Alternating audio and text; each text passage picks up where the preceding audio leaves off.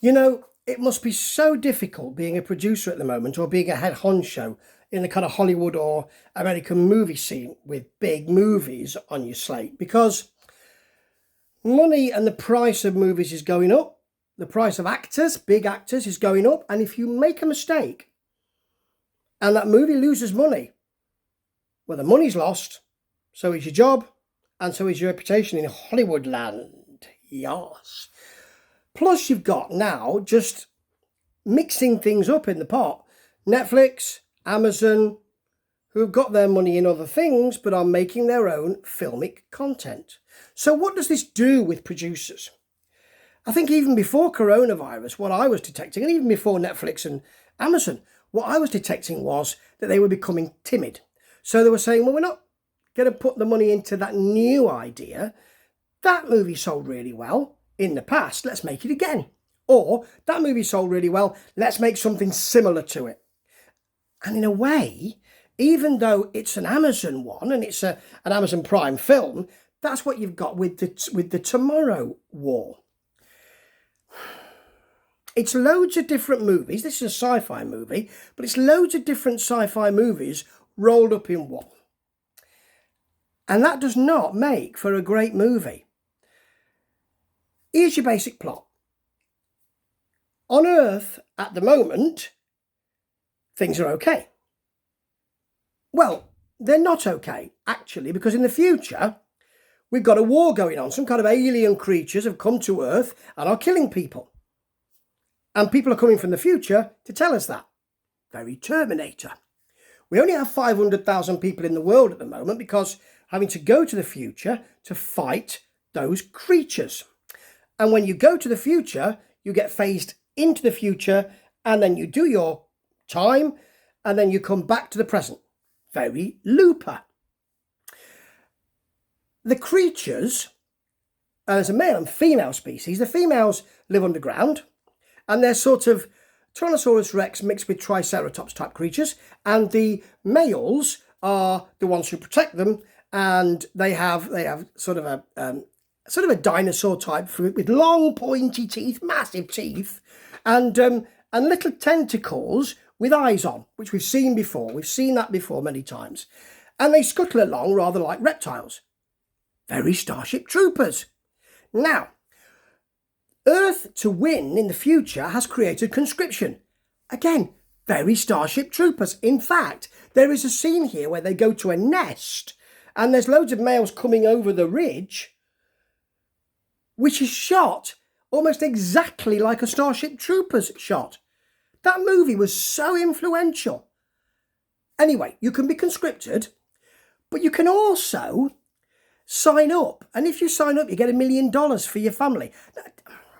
Did I just dream that? Because quite a lot of this went by in a blur because the kind of movie it is. Or did that actually happen? I think it happened. You have to be a certain kind of person to be conscripted. To sign up.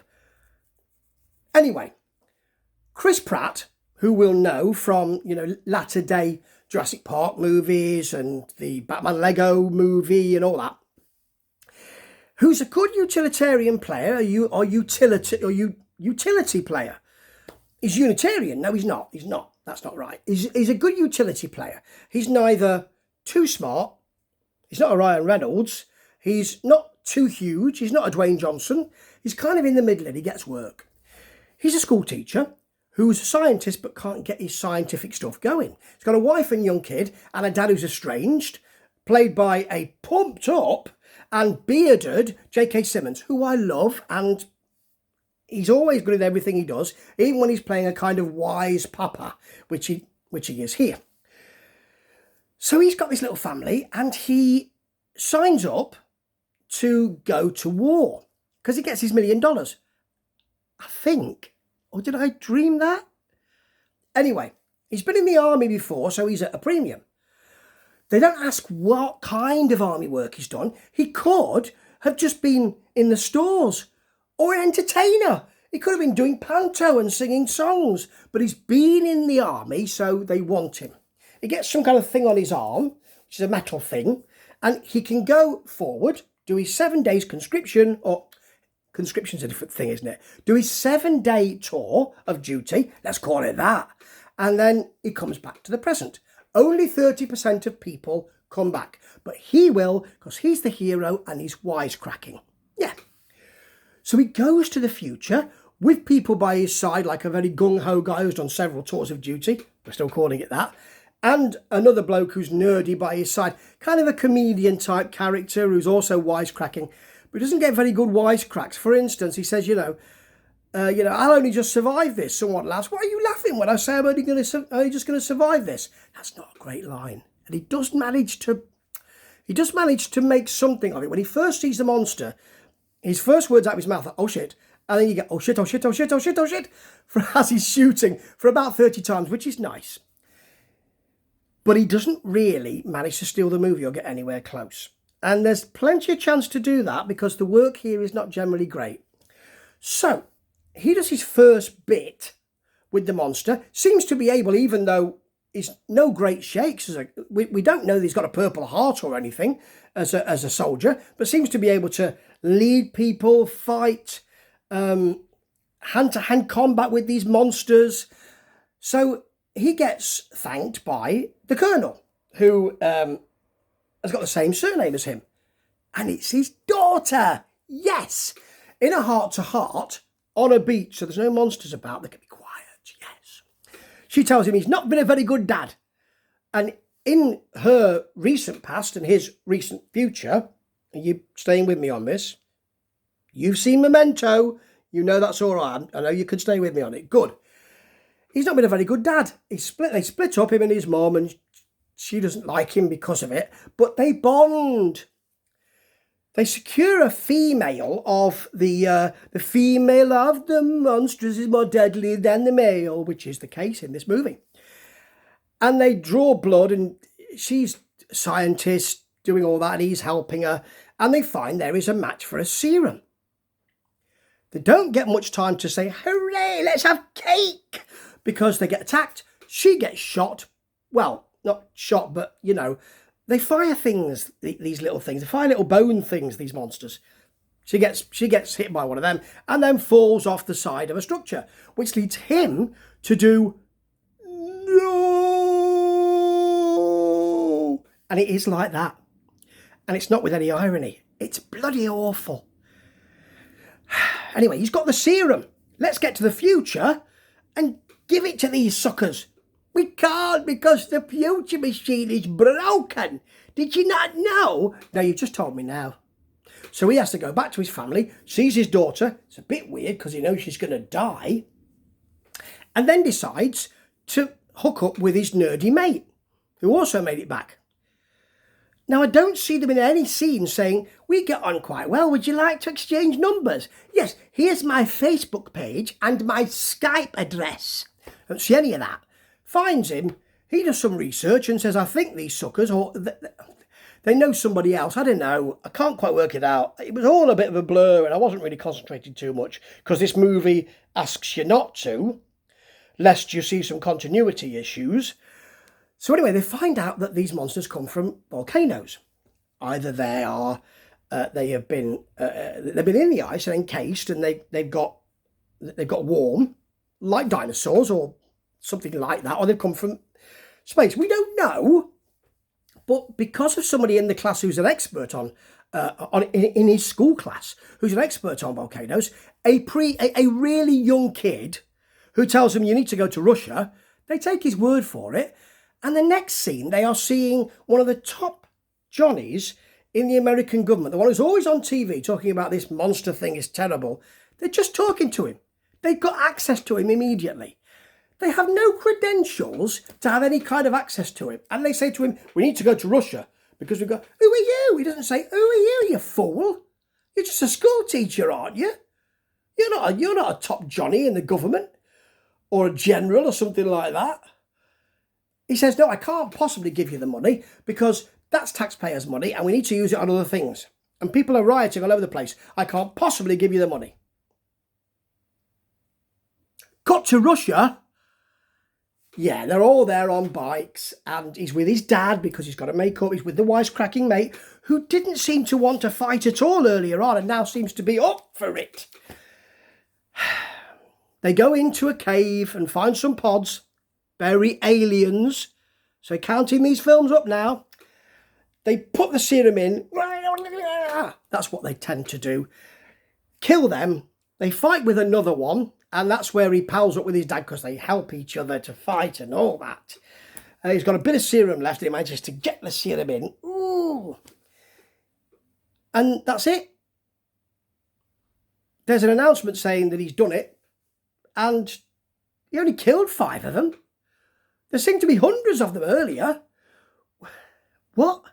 Are they the only 5 that are around at the moment? They must be. I must have missed that. Yeah. Anyway, he goes back and his daughter has, sees her grandfather, perhaps for the first time. And that's it. Yeah. It's 2 hours and 9 minutes. And then there's a further 10 minutes for the credits. 2 hours, 9 minutes to do all that and get to a very, very low level. Not much happens in that. And the ending looks like we've spent a lot of time on this. Let's just wrap it up. It cost $200 million, this. $200 million, and there's a second one in the works. Maybe they missed one of the creatures and he's back. If he's not played by Robert Patrick, I'm not bothered. Now, Chris Pratt is all right in this. He's likeable. There is a scene with his dad when he goes to face him and he slams his fist down on the table, but he doesn't really. He kind of pulls his punch as if to say, I don't want to upset anybody. And that's the likeable part of him. It was directed by Chris McKay, who directed the Batman Lego movie, so I expected some kind of tongue-in-cheek, a bit more humour in there. There's nothing like that. It's done straight. It's like Independence Day. It's done like that. Some of the set pieces are big. The steps in Russia, not the pop group, the frozen steps. I mean, you wouldn't cryogenically freeze steps just to say we need to bring them out in the future to save music. You wouldn't do that. No. This is, the tundra. That looks good. It's enormous. I mean, I know you can do a lot by CGI, but it looks massive. And the scene where they're all pouring in all these male monsters, and the scene where they capture the female, which is underground, which is why I'm doing that, claw, which is why I'm doing that, are really good, but there aren't that many great scenes. And you don't see that many sci-fi bits either. It's not, this is, I've never seen anything like this before. It's very similar to what you've seen. And the best scene is the scene where they first get sent to the future and are in a quiet. It's a bit like Omega Man, the original, not the crap I Am Legion one, no. A bit like Omega Man, where it's silent, it's all burning, and they have to go somewhere, and it's so quiet that there is no sound and no music. That's really good. That's really nice.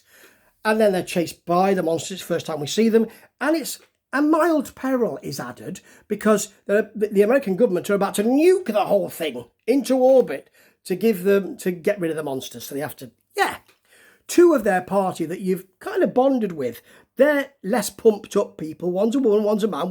The woman doesn't look like she works out at the gym. The man's got a bit of weight on. They're sacrificed first. Of course they are. There's quite a lot of running away from there's 2 of these, in fact, running away from big explosions and then being thrown because of the explosions. People tend to talk in slogans. You and me, we're going to save the world. I'm just trying to save my daughter, but if I have to save the world to do it, I'm going to give it a damn good try. Things like that. Big slogans, He said it, so it must be the case. It's all right, this. It goes by. It's 2 hours and 9 minutes of your time. It's not great, and nobody really picks up the baton and runs with it, particularly not Chris Pratt, who seems to have things done to him rather than taking control, acting-wise, I mean. He's reacting a lot, but he's not really doing anything. He has some wisecracking lines like, want to see something dangerous? Well, that's what I've been doing all the time I've been here. Nice line, actually, but he doesn't really sell it with enough sass. He's okay, but he's a bit vanilla, to be honest, and that's why he gets a lot of work. I can understand that, but it's not great for this movie, to be honest. $200 million, and I can't see where that went. some of the scenes look good, but... And you've just got an amalgam of loads of better sci-fi movies. So yeah, it's okay. And J.K. Simmons is in it. But do you really want to bother? The Tomorrow War? Leave it till next week. Ta-ta.